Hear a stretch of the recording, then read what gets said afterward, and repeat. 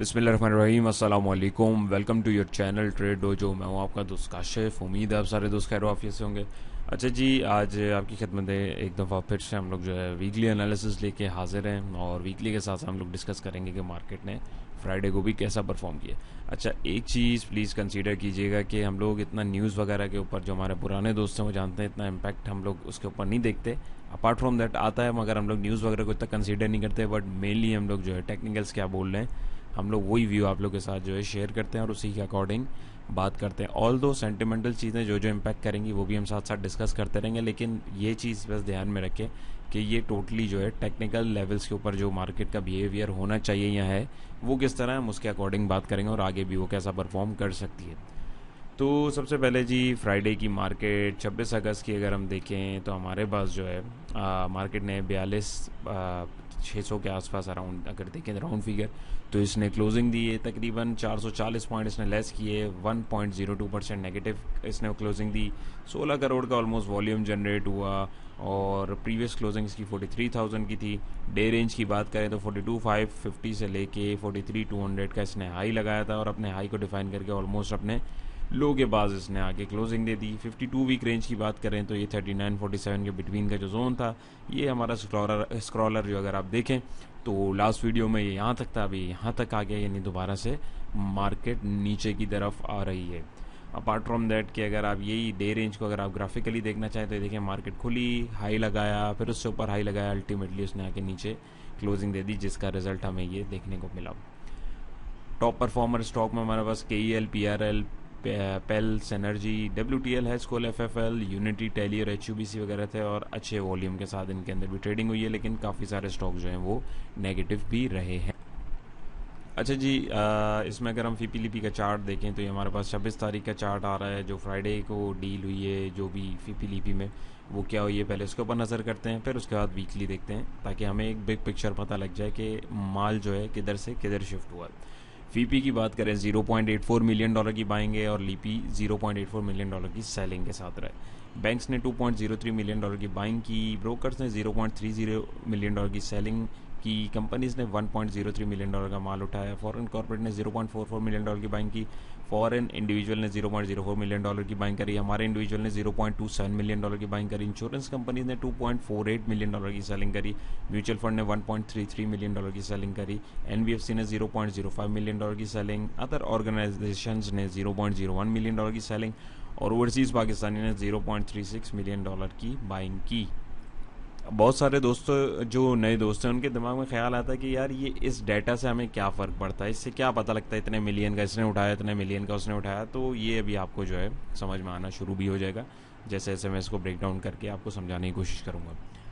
तो इसमें अगर आप देखें तो हमारे पास 1 2 3 4 5 6 बायर है, 1 2 3 4 5 हमारे पास सेलर है। बायर में अगर तगड़ा बायर देखें तो हमारे पास बैंक रहा, $2.03 मिलियन की बाइंग करिए। तगड़े सेलर की बात करें तो $2.48 मिलियन की सेलिंग जो है इंश्योरेंस कंपनीज ने करी और म्यूचुअल फंड ने भी $1.33 मिलियन की सेलिंग करी। और बाइंग में अगर हम देखें तो कंपनीज ने भी अच्छा माल उठाया है थोड़ा।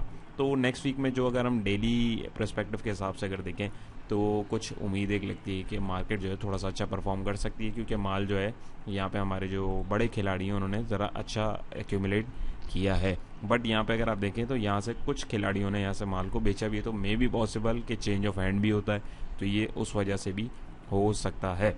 नंबर 1 ये। नंबर 2 ये कि अभी हम लोग इसको वीकली के ऊपर करते हैं और देखते हैं कि यहाँ पे हमारे पास वीकली में क्या सिचुएशन आ रही है। यहाँ से अगर मैं ये डेट खोलूँगा तो ये 26 आ रही है, यहाँ से मैं मंडे सेलेक्ट करूँगा और ये 26 तक ही रहने दूंगा ताकि हमारे पास पूरी वीक की रिपोर्ट आ जाए कि क्या सेलिंग परचेजिंग हुई है। जैसे कि आप देख सकते हैं कि 22 से 26 तक का आ गया।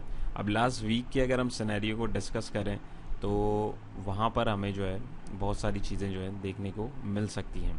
अच्छा, बल्कि एक काम करते हैं, मैं आपको जो है पहले ये इसी के ऊपर समझा दूँ। उसका रीज़न ये ताकि वो आप लोग को एक पूरा वीकली के हिसाब से उसमें पता लग जाए कि क्या हुआ, वरना वो चीज़ें मिक्सअप हो जाएंगी, राइट। तो ये था। अपार्ट फ्रॉम दैट अगर हम लोग इसको देखें यहाँ पे तो यहाँ पे हमारे पास जो फ्राइडे, ये फ्राइडे का हम देख रहे हैं, अभी वीकली का नहीं देख रहे हैं। वीकली का मैं पहले आपको फ्राइडे का एनालिसिस दे दूँ, देन फिर हम वीकली को डिस्कस करेंगे। तो just food and personal care, automobile, cable, miscellaneous और वनस्पति वगैरह में जो आपके सेक्टर है, इनमें थोड़ी थोड़ी ना होने के बराबर बाइंग, और बाकी अगर आप देखें तो तगड़ी नेगेटिविटी थी।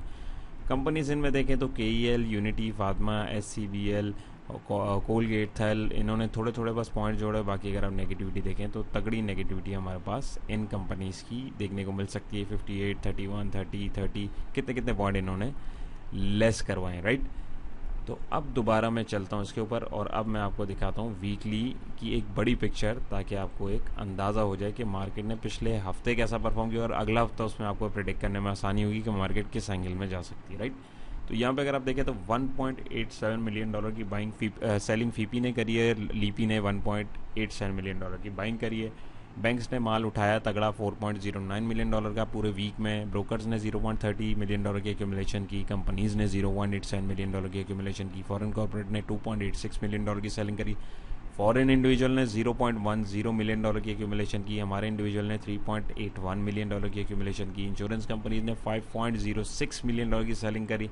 म्यूचुअल फंड ने $3.78 मिलियन की सेलिंग करी। NBFC ने $0.10 मिलियन की सेलिंग करी। अदर ऑर्गेनाइजेशन ने 1.74 मिलियन की बाइंग की।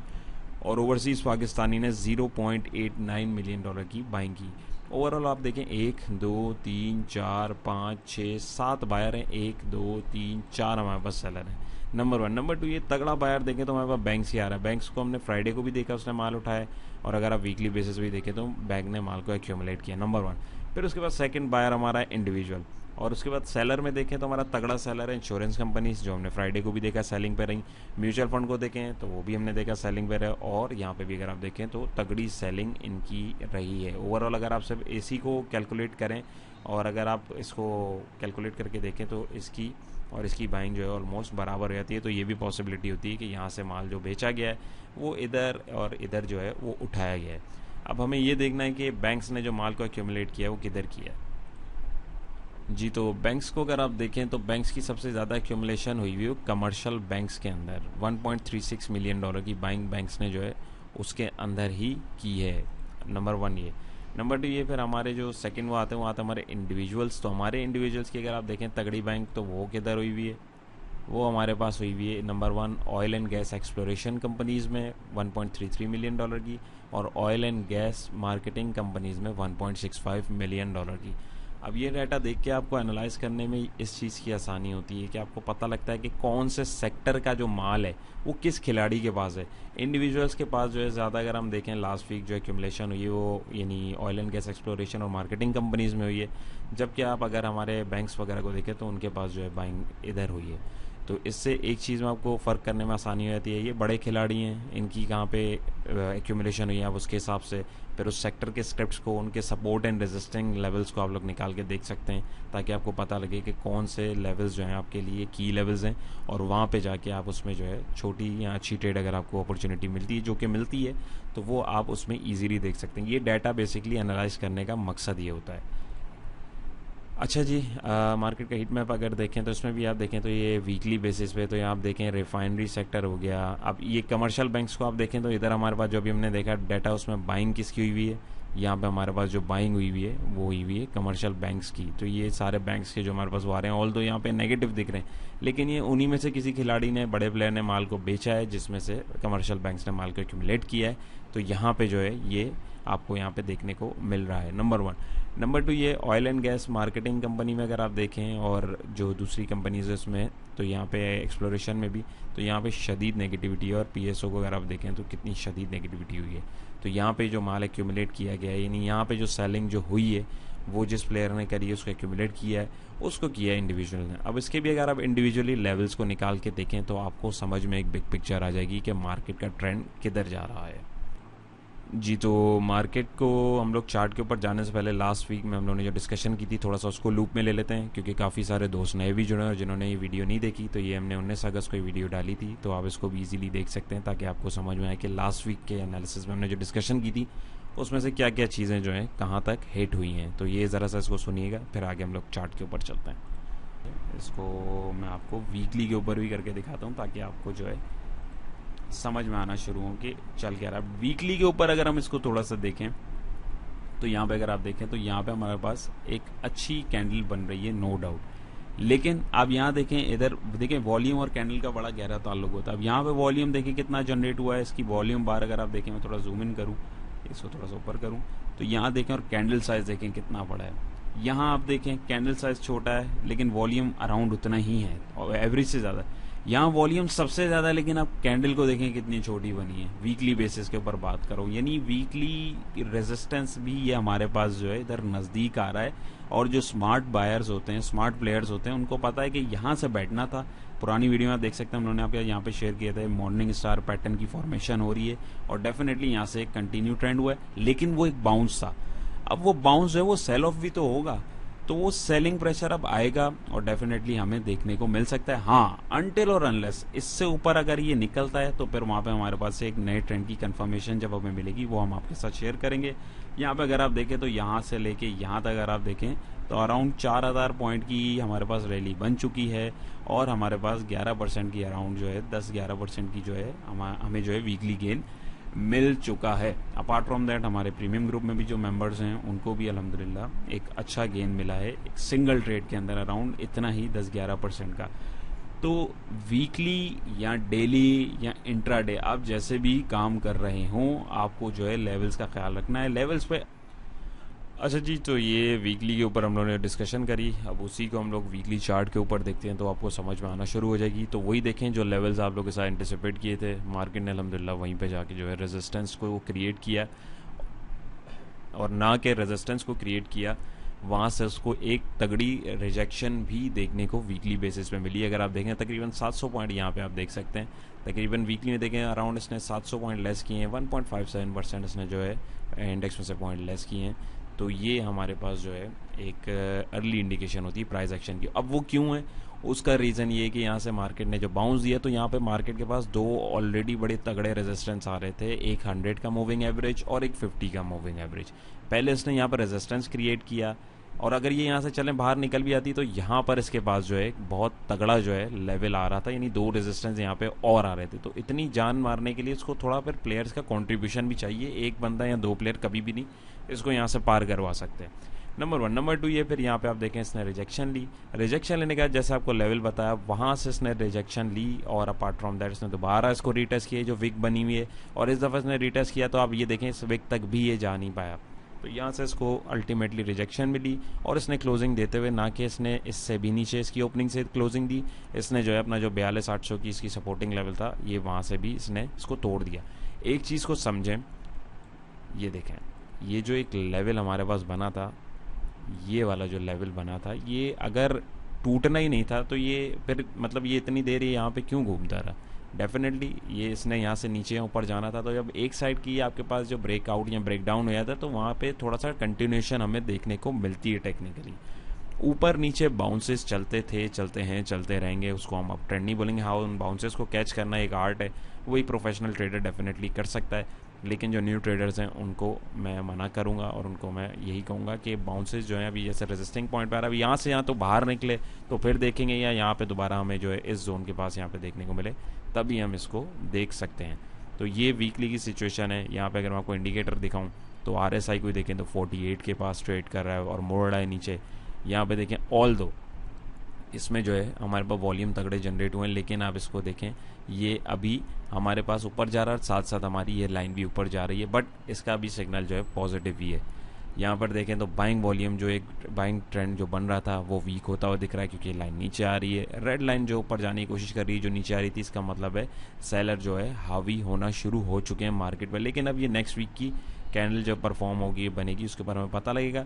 तो अल्टीमेटली हमारे पास जो लेवल आ रहा है वो हमारे पास जो है ये इसकी जो मूविंग एवरेज जो आ रही है ये इसके पास ये इसकी एज अ सपोर्ट है, और रेजिस्टिंग पॉइंट जो है ये 44,200 का जो जोन हमारे पास बना हुआ है ये हमारे पास इसका रेजिस्टिंग पॉइंट है। अब इसको मैं आपको डेली के ऊपर भी बताता हूँ ताकि आपको डेली के लेवल के ऊपर भी जो है एंटिसिपेशन करने में आसानी हो जाए। इसको मैं हटा देता हूँ ताकि आप लोगों को मुश्किल ना हो, जस्ट हम लेवल्स के ऊपर बात करते रहें ताकि आपको आसानी हो जाए। अच्छा जी, तो यही हम लोगों ने जो सेम वीडियो थी हमारी, इसमें हमने डेली बीट लेवल्स को डिस्कस किया था, तो एक इसका रिकैप देख लें ताकि आप लोगों को एक पॉइंट जोड़ने में आसानी हो। फिर इसको हम लोग चार्ट के ऊपर डिस्कस करते हैं। हम लोगों ने लास्ट वीक क्या बात करी थी, आइए देखते हैं।